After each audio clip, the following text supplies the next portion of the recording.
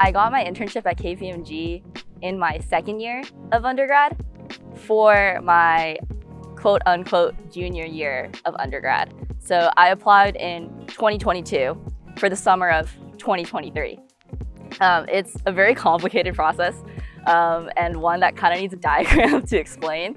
But essentially, I applied a year before for the internship that I actually wanted.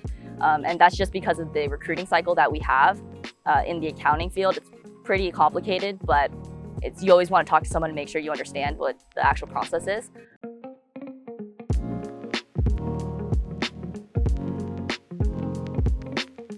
Projects that I've done at KPMG in the summer, it's basically working on the trial balances of different companies, specifically biotech companies, just because I worked in the San Diego office. So San Diego is a biotech hub.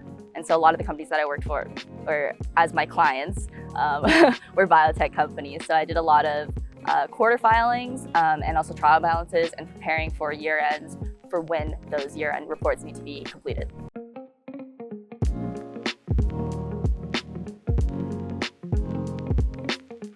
The accounting recruiting cycle is extremely difficult to understand because the timelines are so different, and most of the accounting cycles also requires you to have a CPA eligibility date. So in order to understand as complicated of a process as it is, go to the Career Center at Rady. They're extremely helpful when it came to finding jobs and explaining the process or connecting you with people who could explain it better. So I highly recommend going to the Career Center.